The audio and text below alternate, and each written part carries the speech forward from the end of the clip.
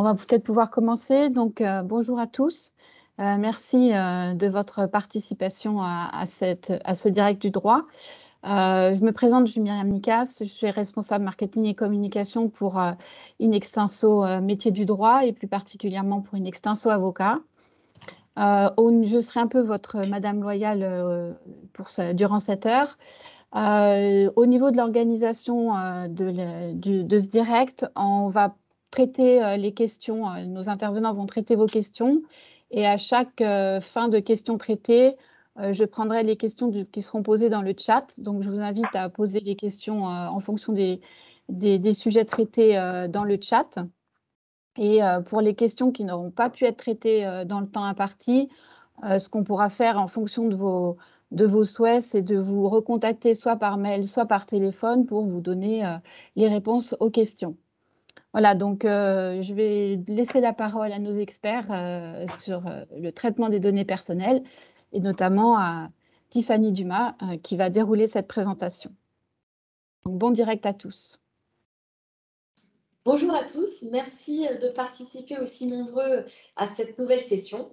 Je suis Tiffany Dumas, avocat au barreau de Toulon, certifiée ISO 27001 Lead Implementer et je fais partie de l'équipe Inextinso Avocat Méditerranée pour tout le domaine en droit de la propriété intellectuelle, des nouvelles technologies et surtout pour la protection des données à caractère personnel, pour lequel j'interviens en tant que déléguée à la protection des données externalisées pour toute catégorie de clients qui vont de collectivités territoriales, villes moyennes, à des groupes d'entreprises, en passant aussi par des startups ou des professionnels de la santé. Je vais me présenter également. Bonjour à toutes et à tous. Je suis Guillaume Schex, je suis responsable de la sécurité des systèmes d'information au sein du groupe Inextinso et je suis également DPO pour le groupe, donc responsable de la mise en conformité du RGPD.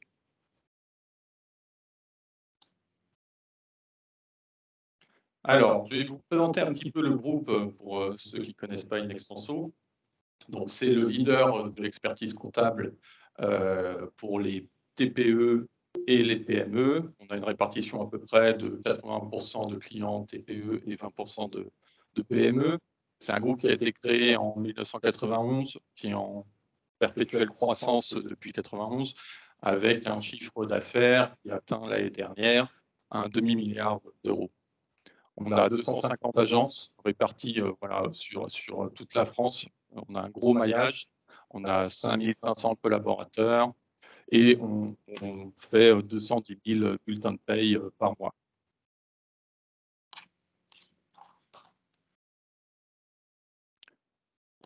Au niveau du groupe, on ne reste pas uniquement sur l'activité d'expertise comptable. On a une constellation, on va dire, si je peux utiliser le mot d'activité. On a Inextinso Avocat, on a la partie Inextinso Social, notamment sur l'édition et la création de bulletins de paye. Une partie point C qui s'occupe d'accompagner les créateurs d'entreprises. Partie gestion de patrimoine également, hôtel et tourisme. Et innovation croissance et finance et transmission, et Adastra, qui est une partie qui fait de l'expertise comptable pour les grands. On a une partie dans ce petit schéma, on a une partie InexWeb qui correspond en fait à l'outil, à la suite de logiciels pour l'ensemble des chefs d'entreprise qui permet de servir d'outil collaboratif pour faire tout ce qui est comptabilité et accéder à l'ensemble de la suite logicielle pour les entrepreneurs. Alors, Inextinso Avocat donc, fait partie d'une des petites étoiles de la constellation Inextinso. Et nous sommes donc 7 cabinets d'avocats distribués sur toute la France. Et nous avons chacun notre spécialité, si je puis dire. Chaque cabinet a sa spécialité pour justement permettre, avec ces 7 cabinets, ces équipes de 50 personnes, principalement des avocats, de pouvoir couvrir tous les besoins de l'entreprise, ou plutôt aussi de l'institutionnel ou des associatifs, en fait, tous les besoins au niveau professionnel d'une structure. Et pour cela, nous sommes aussi présents, comme vous pouvez le voir, constater aux 4 coins de la France. Donc, du côté de Toulon hier, Aix-en-Provence, mais aussi nous avons un très grand siège en région parisienne et à Lille, et aussi à Strasbourg. Nous intervenons aussi sur l'international, donc avec des spécialistes qui vont plutôt aller vers les pays anglo-saxons ou les pays continentaux. Alors, commençons par notre sujet qui nous intéresse aujourd'hui, la protection des données à caractère personnel.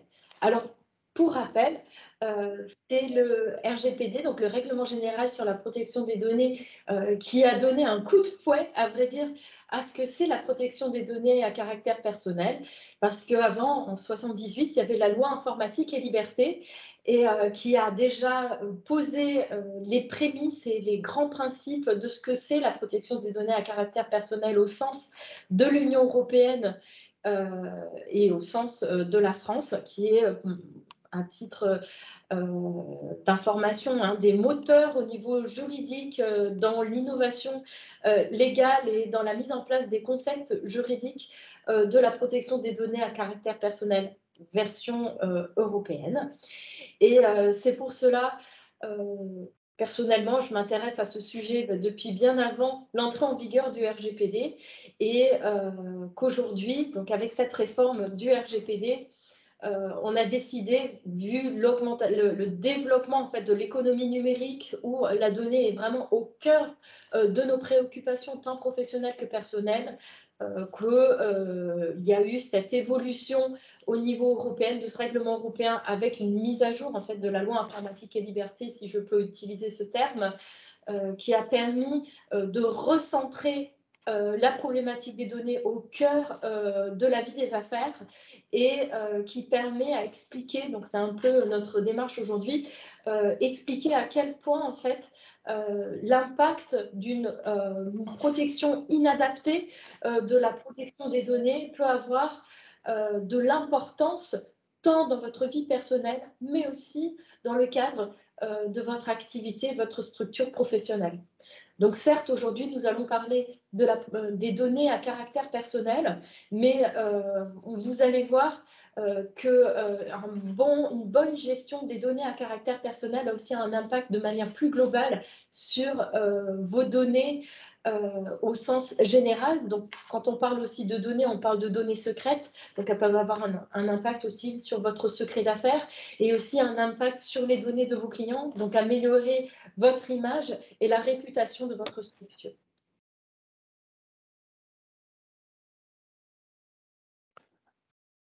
Au niveau, au niveau des conseils en fait, qu'on peut apporter, alors moi en tant que RSSI, je vais vous apporter plus de conseils on va dire au niveau de la sécurité.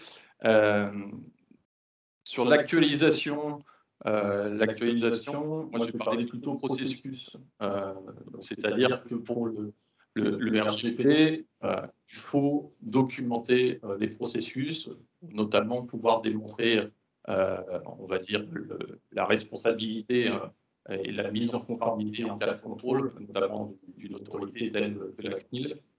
Et je dirais qu'il faut essayer au mieux de s'inclure dans une démarche d'amélioration continue, en essayant de rythmer et en planifiant sur l'année l'ensemble des actions liées à cette conformité, pour avoir une vente répartie sur toute l'année et mettre notamment l'ensemble des revues à faire sur toute l'année en cours.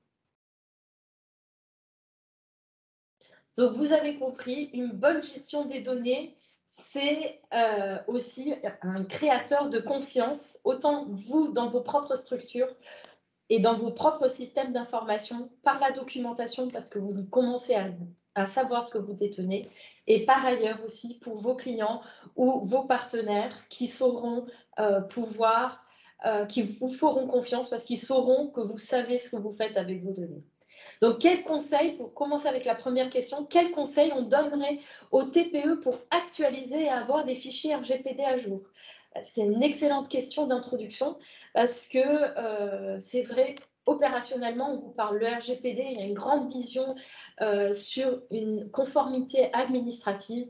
Mais là, vous avez compris, notre discours, c'est aussi de savoir la mise en œuvre opérationnellement au quotidien. Une fois qu'on a ce document, comment faire vivre la protection des données? Eh bien, c'est d'une part en sensibilisant vos équipes. Pour les TPE, vous êtes des très petites équipes et donc on est conscient que ça vient vraiment, ce n'est pas dans l'ordre de vos priorités. Mais du coup, en répartissant le travail entre vous, en sensibilisant tous à ce que c'est la protection des données, vous allez aussi faciliter la gestion et l'actualisation des fichiers de vos registres de traitement. Vous n'avez pas besoin d'être tous les jours en train de vérifier l'avancée des registres, mais faire un suivi régulier, au moins 1 à 2 fois par an, en déterminant à chaque responsable, alors je ne voulais pas parler responsable juridiquement parlant, mais opérationnellement, à chaque responsable opérationnel qui, lui, sait au quotidien quand est-ce qu'il y a une évolution dans ses processus, dans ses méthodes de travail ou dans les outils qu'il utilise, il va plus facilement et plus rapidement mettre à jour 1 à 2 fiches par an avec un pilote derrière qui va harmoniser et faire un suivi dans la durée sur la totalité de la structure. Vous allez vous répartir le travail et finalement, l'activité d'actualisation du RGPD et de suivi pour améliorer de manière continue la protection des données sera un exercice beaucoup plus court et beaucoup plus simple parce que réparti entre tous les membres de l'équipe. Ok, pas de questions pour l'instant dans le chat. Donc, on peut peut-être passer à la question 2 si tu as fini, Tiffany et Guillaume, si vous avez fini. Oui. Alors, que risque l'entreprise en cas de vol d'une base de données client ou d'un scan de pièces d'identité? Au regard du RGPD, eh bien, là, ça rejoint les principes de sécurité en système d'information. Ça va dépendre eh bien, de ce que vous avez mis en place déjà au préalable et de quelle manière s'est donc déroulé ce cas de vol d'une base de données. C'est vrai que le principe, c'est s'il y a une violation de données à caractère personnel, vous risquez, selon la nature du vol, en fait, entre 2 à 4% de votre chiffre d'affaires ou 10 à 20 millions d'euros si vous êtes une structure qui n'a pas de chiffre d'affaires. En revanche, est-ce que forcément, parce que vous êtes victime d'un vol, vous allez être sanctionné? Non. Non, parce que tout dépend les mesures de sécurité que vous avez mis en place, autant informatique, et donc là, je vais demander à Guillaume qu'il enrichisse et qu'il vous conseille un peu comme ce qu'on pourrait mettre en place déjà à minima, que opérationnel dans votre organisation et le degré de sensibilisation qu'ont vos équipes à la protection des données et aux bonnes mesures d'hygiène que préconise la CNIL sur la base de l'ANSSI, donc l'Agence nationale sur les systèmes de sécurité d'information. Alors, quelques informations que je voulais vous donner sur le sujet du vol des données. Guillaume Poupard, qui est le directeur général de l'ANSSI, dit la question, c'est pas de savoir si vous allez être attaqué, mais plutôt quand. Et donc, du coup, il faut régler le comment. La cybercriminalité aujourd'hui rapporte plus de 5%, rapporte 5 fois plus, excusez-moi, que le crime organisé traditionnel. Donc, quand on parle de crime organisé traditionnel, on parle de drogue, de trafic humain, etc. Et 94% des attaques ont pour origine les emails ou les pages sociales. Donc 80% du phishing. Phishing, vous savez, c'est vous ouvrez un mail ou une pièce jointe qui est verrouillée. Et du coup, c'est comme ça que s'introduit le virus. Donc, le maître mot pour cette question-là, c'est au préalable la prévention, autant de vos équipes humainement parlant que des mesures à mettre en place. Alors, je rebondis sur ce que dit Tiffany. C'est vrai que c'est un marché extrêmement lucratif. Il faut savoir qu'aujourd'hui, c'est quasiment des entreprises, hein, en plus des multinationales, puisque ça collabore entre pays. On peut aujourd'hui acheter des virus qu'on appelle des ransomware as a service, notamment sur des sites internet, sur le dark web, avec tous les kits pour pouvoir pirater les systèmes d'information des entreprises. Alors, les entreprises les plus vulnérables, parce que bah, ces cybercriminels, eux, ce qu'ils veulent, c'est rapporter vite et facilement. Donc, ils vont s'attaquer à des entreprises, si possible, qui ne sont pas assez protégées et qui sont solvables également. Ça, ils se renseignent beaucoup sur la solvabilité parce que ça n'a aucun intérêt pour eux d'attaquer une entreprise qui est en peine et qui risque de déposer le bilan. Donc, pour eux, c'est voilà, ils savent aussi parfois que les entreprises ont des assurances très bien renseignées. Donc, le maître mot, c'est se protéger. Alors, se protéger comment? Effectivement, l'ANSSI fournit notamment des guides avec plein de tips pour pouvoir se protéger, plein de bonnes pratiques. Moi, je dirais principalement, alors s'il y en a un, parce qu'il est souvent évincé, c'est donc avoir une bonne idée de votre parc informatique. Un parc informatique à jour, c'est très important. Système d'information à jour, bien cartographié. Et surtout, mettre à jour votre parc, mettre à jour les systèmes d'information, enfin les systèmes d'information, les systèmes d'exploitation, les logiciels aussi concernés, parce que majoritairement, les virus exploitent des failles de sécurité qui sont décelées donc, sur les systèmes d'exploitation et les logiciels. Faites attention notamment aussi aux logiciels en fin de vie. Il vaut mieux parfois se séparer d'un logiciel plutôt que de continuer à faire vivre ce dernier et pourrait éventuellement mettre en péril l'ensemble de votre système. Il faut, dans ce cas-là, si possible, l'isoler du réseau afin de maintenir le reste en sécurité. Après, d'autres pratiques, mais on en parle souvent, hein, c'est sauvegarder les données, les externaliser. C'est extrêmement important. Le fait de les mettre hors réseau, donc vous avez des prestataires qui font ça, hein, ça vous permet de récupérer en cas de désastre, en cas de sinistre, l'ensemble de vos données. Et après, les règles classiques, hein, les règles d'hygiène classiques, il ne faut pas être administrateur de son poste, réduire les administrateurs du domaine pour ceux qui sont sur des environnements Windows, avoir des mots de passe complexes, c'est-à-dire minimum 12 caractères, avec des caractères spéciaux, avec des chiffres, des comptes également nominatifs à chaque fois, parce que la traçabilité, c'est extrêmement important, des droits d'accès restreints, des antivirus à jour. Voilà, reprendre l'ensemble des bonnes pratiques, tout ça, c'est listé aussi également dans un guide TPE-PME de l'ANSSI. C'est pas mal du tout. Je vous conseille de le télécharger. Peut-être qu'on pourra mettre les liens par la suite à disposition. Mais voilà, c'est les bonnes pratiques que je retiendrai et surtout le fait de maintenir à jour vos environnements, puisque c'est la porte d'entrée principale des cyberattaquants. Ok. Pas de questions dans le chat, donc troisième. Alors, doit-on actualiser l'acceptation par un client de l'utilisation de ses données personnelles dès lors que son nom figure dans un Cardex groupe et qu'il n'a pas fréquenté les établissements du dit groupe depuis plusieurs années? Alors, merci Guy de Maison Pariante pour cette question. Si je veux juste préciser ce que je comprends par Cardex, Cardex, c'est bien le petit tourniquet de fiches clients papier. C'est comme ça que j'interprète cette question. Et du coup, alors la première règle, c'est vrai que le RGPD a son vocabulaire propre. La loi informatique et liberté la veut aussi, donc plus largement la protection des données. Elle parle du terme fichier. Or, un fichier au sens de la réglementation n'est pas un fichier au sens commun qui est celui d'un fichier informatique. C'est pour dire que la totalité de ce qui est en réalité ce qui pourrait servir de support pour une donnée personnelle est couvert par cette réglementation.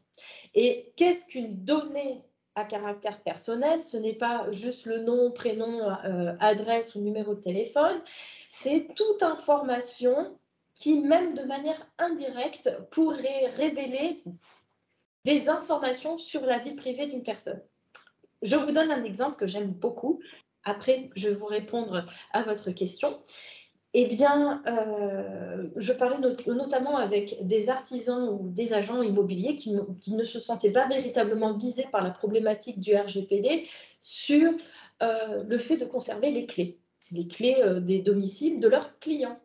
Je dis, oui, mais pourtant, une clé de domicile de vos clients, eh bien, surtout si ce n'est pas la vôtre, vous allez la marquer avec un nom, un prénom, ou au moins l'adresse pour vous souvenir à quoi correspond et à quel lieu correspond la clé.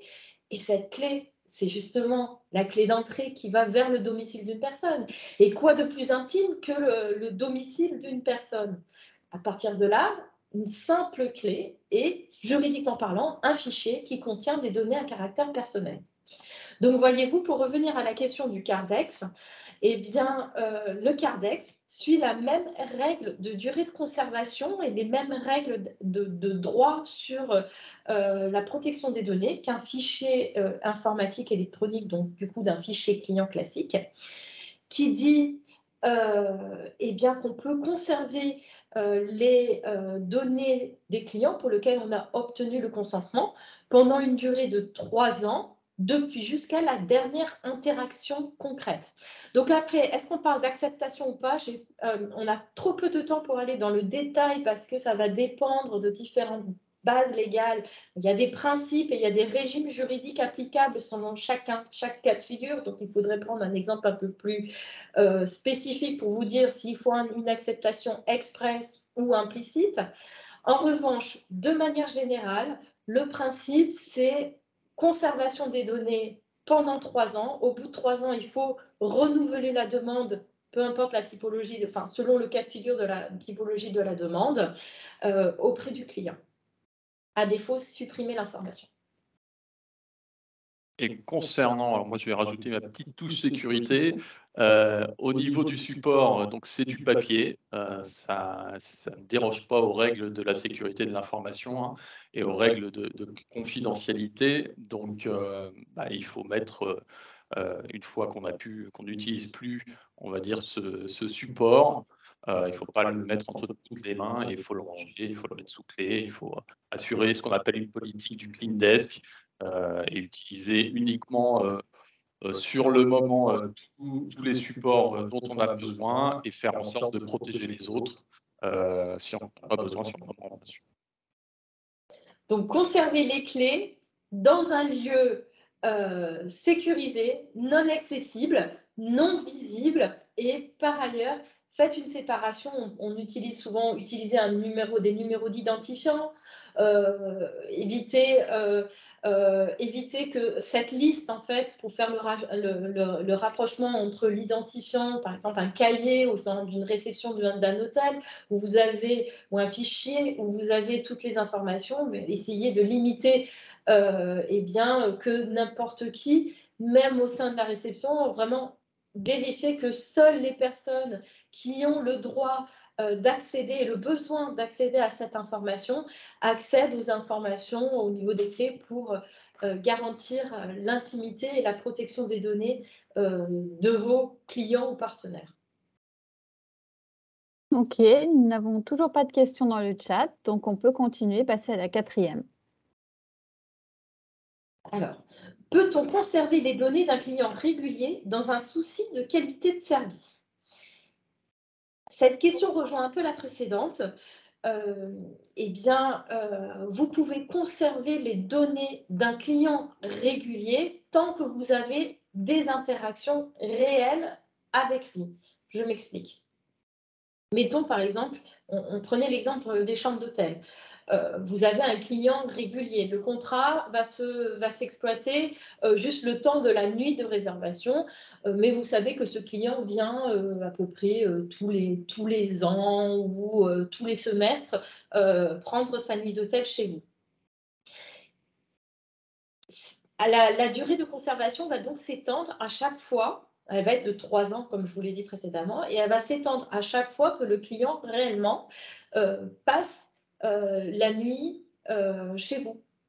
Donc, c'est à partir de là, une fois que ce contrat a duré très courte, en fait, de la nuitée est terminée, que le paiement et la totalité de la transaction a été soldée, c'est à partir de là qu'on va compter ce délai de 3 ans.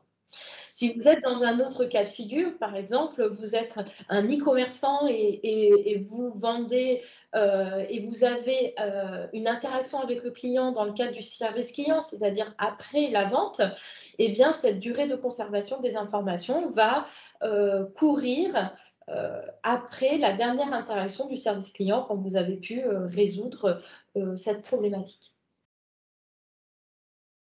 Moi, j'ai pas grand-chose à rajouter puisque c'est très orienté, RGPD. Non, après bon, juste le fait que, on reste dans le cadre, d'utilisation de la donnée en fonction, de sa finalité et de sa base légale. On peut passer à la 5e. Alors, pouvez-vous rappeler les règles en matière de traitement des données personnelles ainsi que les actualités autour de ce sujet? J'ai déjà, merci beaucoup déjà, d'abord pour cette question. Bon, dans le déroulé en fait de notre échange, j'ai déjà pu dérouler certains principes essentiels. Par ailleurs, quelles sont les actualités aujourd'hui? Eh bien, on est vraiment, alors, au niveau géopolitique, le RGPD est un peu un contrepoids par rapport à l'hyperdomination américaine du marché numérique. Et donc, c'est un peu un moyen pour les Européens de recentrer le débat sur des problématiques de philosophie du droit qui leur sont chères. Donc du coup, quelle est la dernière actualité en date? Justement, c'est celle de l'accord entre la Commission européenne et les États-Unis sur la possibilité de transférer de manière amicale, friendly, pour utiliser le mot anglo-saxon qui irait mieux, les données à caractère personnel entre l'Union européenne et les États-Unis. Bon, aujourd'hui, cet accord est un principe, parce que jusqu'à maintenant, il y avait des accords, mais ils ont toujours été remis en cause par la jurisprudence européenne.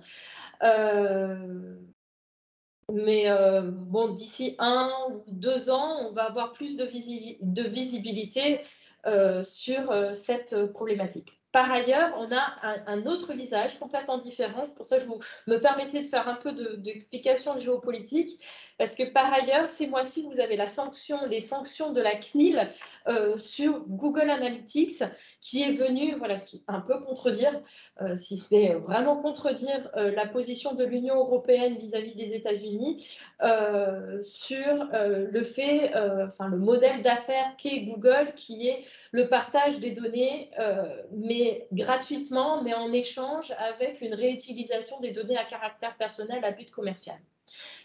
Oui, c'est ça, but commercial.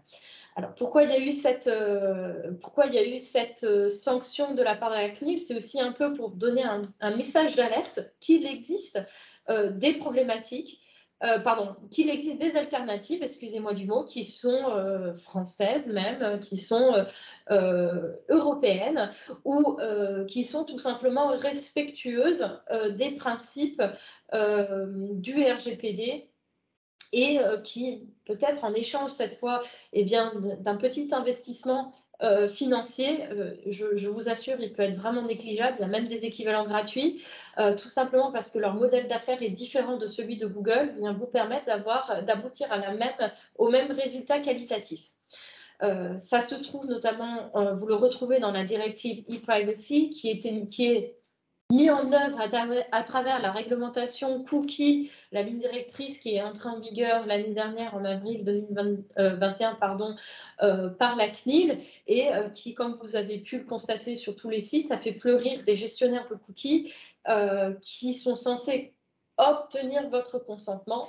Et sachez que si le cookie à la base que vous utilisez, donc la fonctionnalité qui collecte les données, est respectueuse de la protection des données et se contente à réellement à collecter les données juste pour votre propre compte à vous, en accord avec ce qu'attend l'internaute de votre part, eh bien, vous pouvez aussi trouver des alternatives qui ne nécessitent pas le consentement de vos internautes. Moi, je vais revenir sur la partie flux de données, notamment les flux transfrontaliers. Cartographier la vie de vos données, hein, des données personnelles, c'est extrêmement important. C'est chronophage, c'est complexe. Par contre, vous devez absolument savoir où sont vos données. Alors, je vais aller plus loin que la donnée personnelle, hein. Bon, là, on est dans le cadre de données personnelles parce que il y a des sanctions importantes aussi à la clé, hein, des enjeux importants. Et le fait de cartographier vos données, ça va vous permettre de vérifier justement si des données peuvent être transmises, je ne sais pas, aux États-Unis notamment. Il faut savoir que, alors je ne sais plus, Tiffany, je ne sais pas si tu en as parlé, mais je ne crois pas, mais sur les clauses contractuelles type qui doivent être imposées, hein, et qui reprennent les exigences du RGPD pour contrôler la sécurité notamment des informations, des données qui sont transmises notamment par le biais d'un partenaire.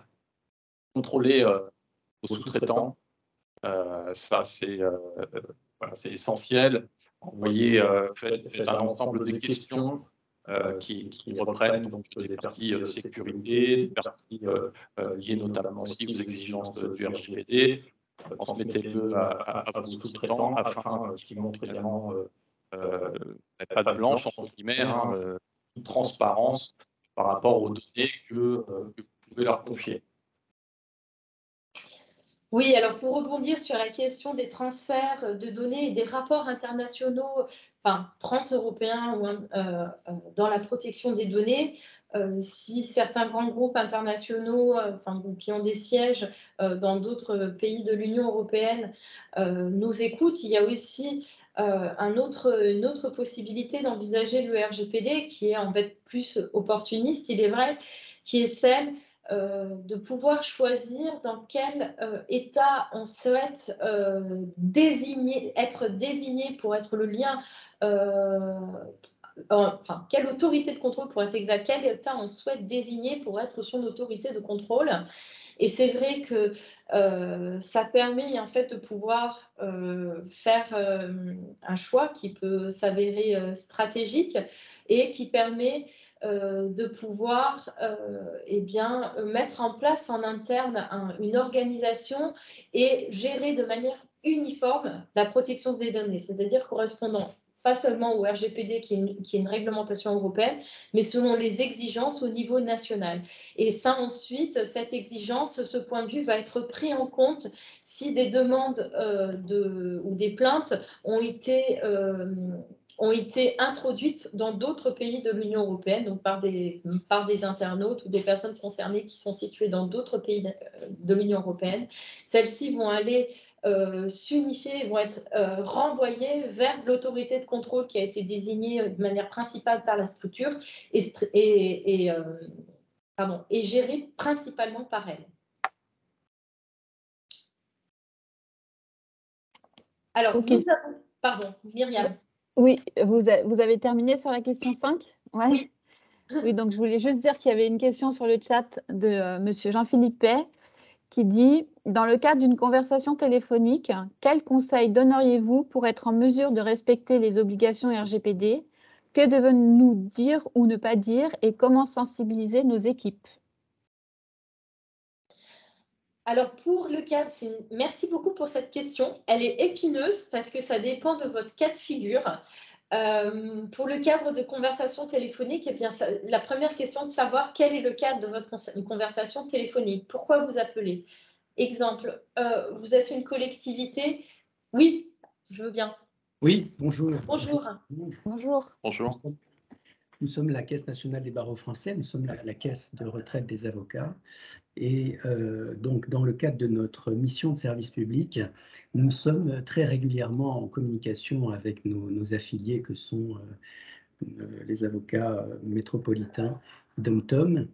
Et moi, suis depuis peu donc désigné en termes de délégué à la protection des données. Effectivement, je suis toujours assez, comment dire, curieux de savoir ce que peuvent dire et ne peuvent pas dire finalement. Alors j'imagine, hein, j'ai quand même un petit début de réponse à la question que je vous ai posée, effectivement, en termes d'informations nominatives, confidentielles, mais en fait, la question, c'est surtout le cadre téléphonique. Est-ce que le RGPD s'applique avec force à cet environnement téléphonique également, et que dans ce cadre-là, pour tout ce qui est action de sensibilisation auprès de nos équipes, on doit le faire et leur rappeler aussi ces obligations en termes de relations téléphoniques.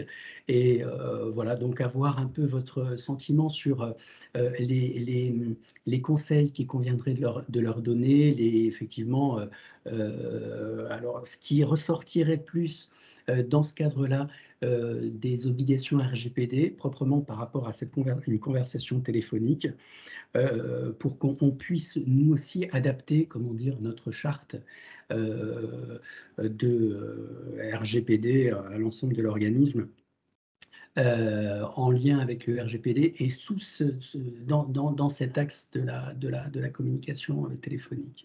Voilà. Je ne sais pas si c'est clair. Il me semble que c'est clair.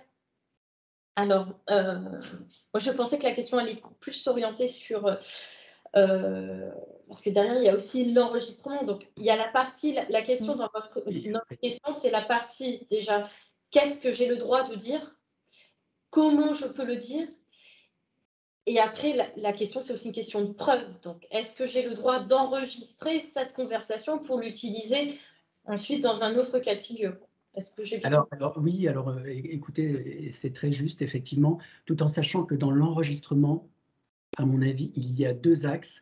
Il y a l'enregistrement qui est réalisé, qui est effectif par la caisse, donc entre la caisse et l'affilié, mais il y a également, comment dire, la possibilité, en tous les cas pour le système que l'on utilise, pour un responsable de service d'intervenir en fait en off dans la relation.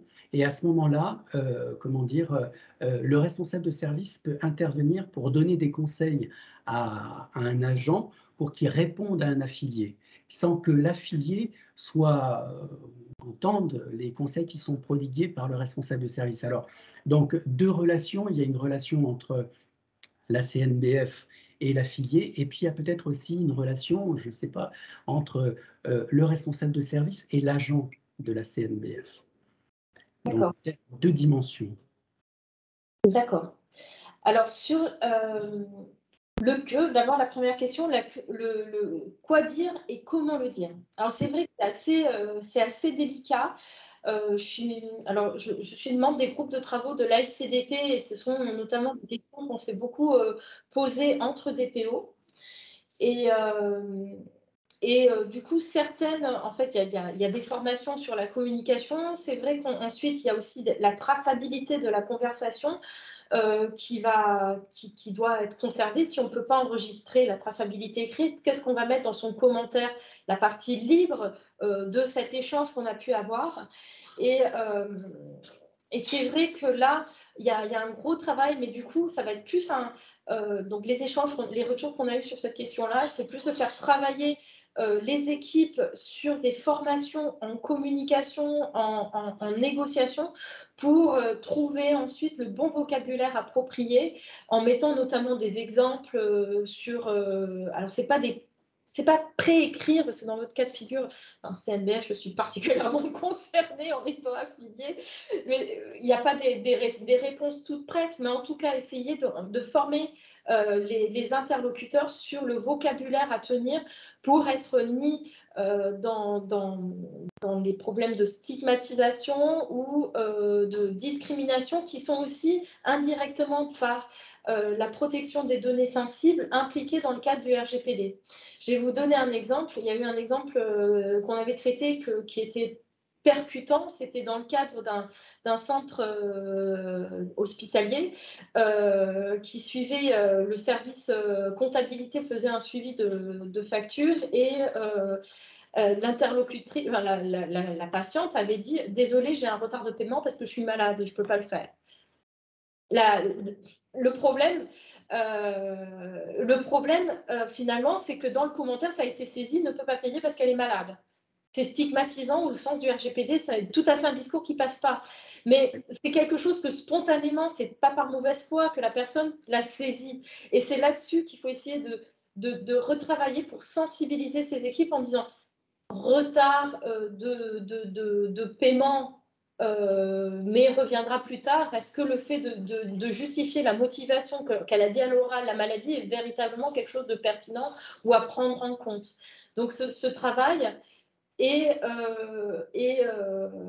complexe, mais c'est plutôt là-dessus. Donc après, il y a d'autres systèmes, je sais, il y a d'autres DPE dans le système bancaire qui ont mis en place carrément de l'intelligence artificielle pour faire remonter les différents commentaires pour ensuite voir ce qui est fait et ensuite sensibiliser de manière individualisée les personnes quand on remonte un phrasé qui n'est pas adapté. Donc moi, je ne pense pas du tout je suis quelqu'un qui cherche vraiment à trouver dans la bienveillance. Donc ça, c'est quelque chose d'assez épineux sur lequel on cherche à échanger et à s'améliorer au cas par cas.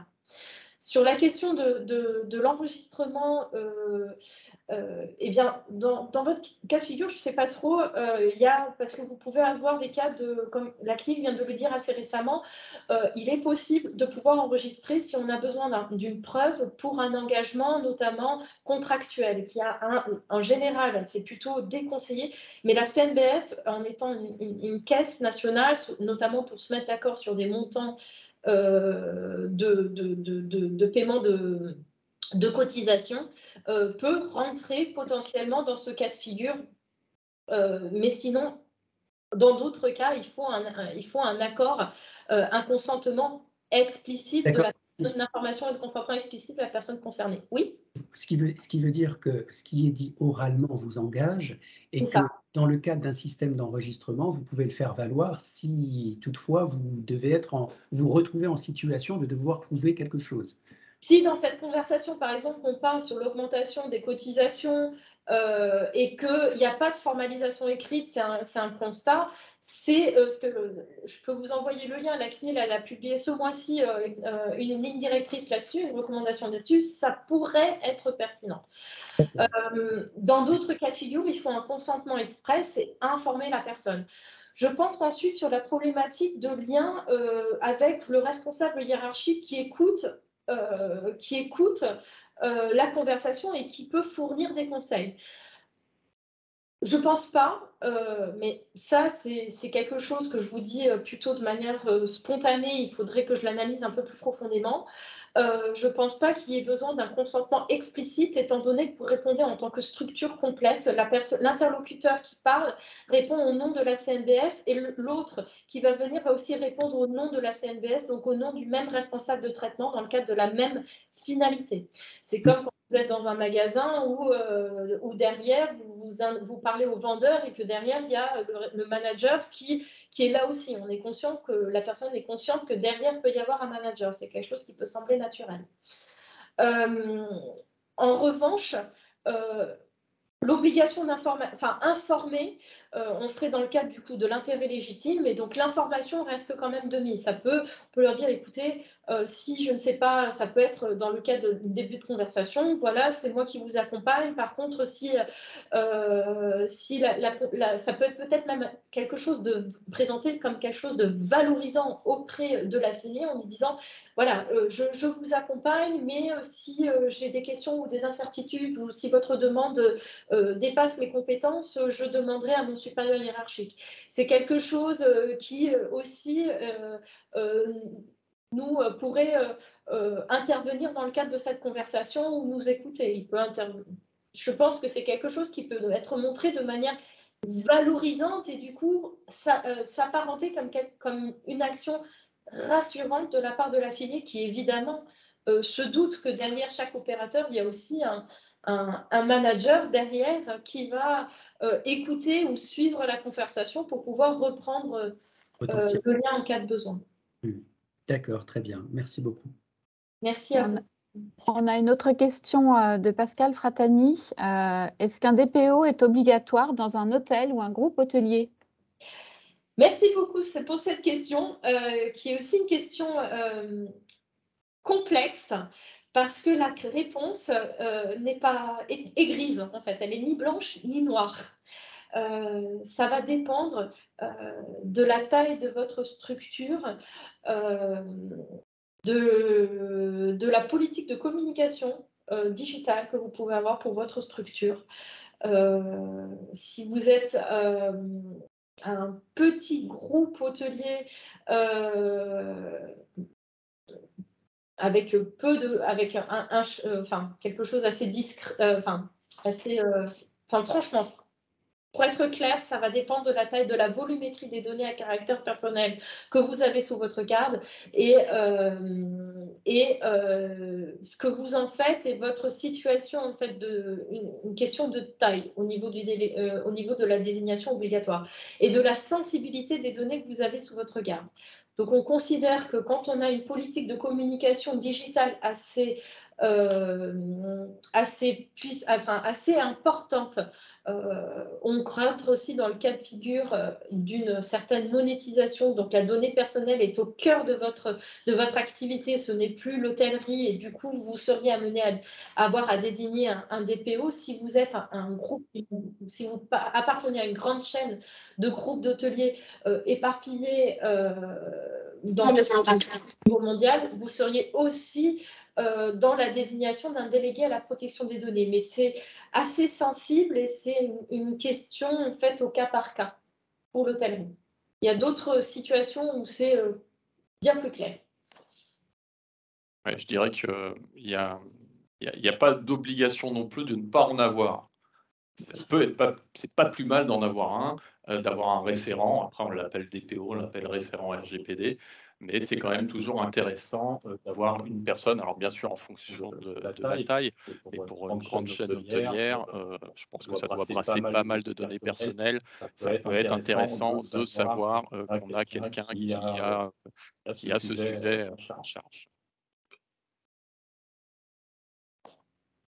Ok. Est-ce que vous avez d'autres questions? On va peut-être bientôt terminer ce direct. On va peut-être mettre la dernière slide, Tiffany. Oui. S'il te plaît. Vous n'avez pas d'autres questions? Je vous laisse une petite minute pour éventuellement poser d'autres, si vous avez d'autres sujets. Il y a des derniers arrivants qui sont venus un petit peu tard. Donc, n'hésitez pas. Pour Lourdeau qui lève la main. N'hésitez pas. Je suis vraiment désolé, Jérôme Montantin, Hôtel Fauchon. Je suis vraiment confus d'arriver aussi tardivement. Et je suis quand même content de vous rejoindre, mais je suis vraiment vais accepter mes sincères excuses pour cette arrivée aussi tardive. Oui, bonjour. Je voulais poser la question suivante. Je suis dans une association. Nous recevons des dons sur le site. Quelles obligations doit-on respecter en particulier sur le site? Parce qu'on est amené à enregistrer les données personnelles à l'occasion du versement de dons. Voilà ma question.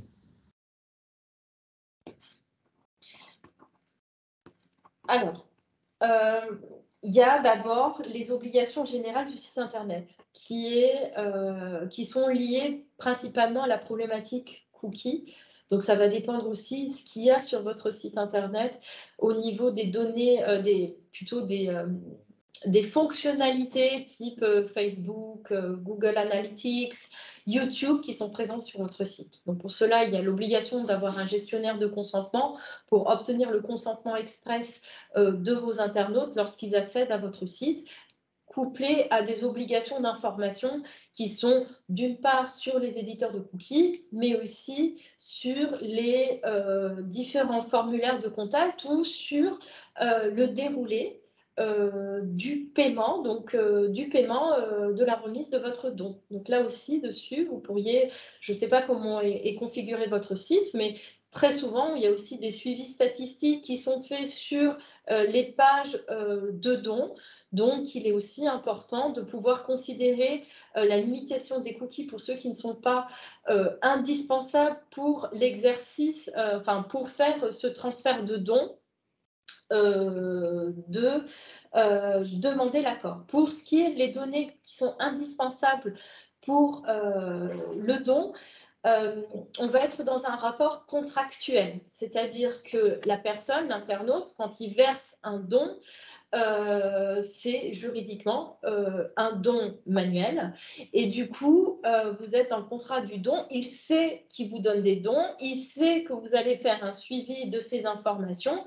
Donc, vous n'avez pas besoin de lui demander l'accord du traitement des données parce que sans ça, il n'y a plus de don. Vous ne pouvez pas accepter ce don et accepter aucune démarche. Donc, pas besoin de consentement sur l'action de donner et toutes les données qui en découlent, qui vous permettent de traiter cette donation. En revanche, vous avez quand même une obligation d'information et d'expliquer le déroulé et ce qui va être fait. Donc, je ne sais pas si vous avez une charte de votre association dans le cadre des donations, où vous expliquez comment on va user le don que vous allez réaliser. Vous voulez intervenir? Je vous écoute. Compléter.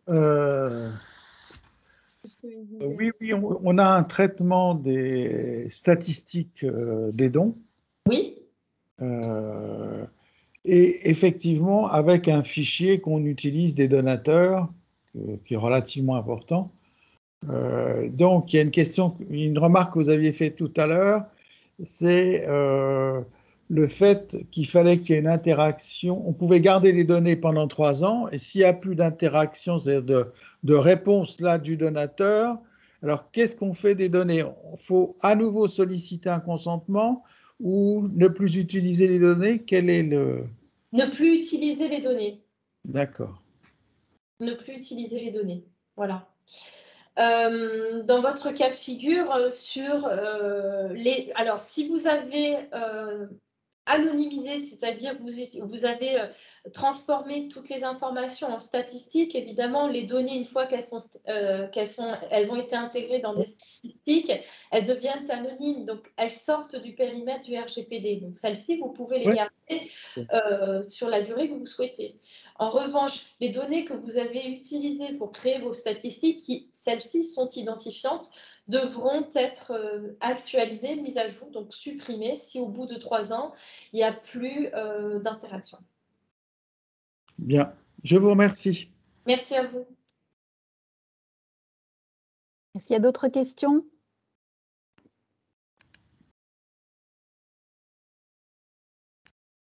Non. Donc, je pense qu'on peut en prendre une si quelqu'un n'ose pas.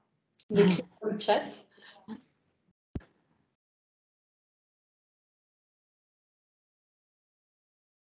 Bon, bah, j'ai l'impression que non. Donc, si tout est clair pour vous, on va peut-être terminer ce direct qui était dédié au traitement des données personnelles. Nous organisons régulièrement tous les mois des directs du droit sur différents thèmes qui sont liés au sujet juridique. Vous avez à l'écran les prochains.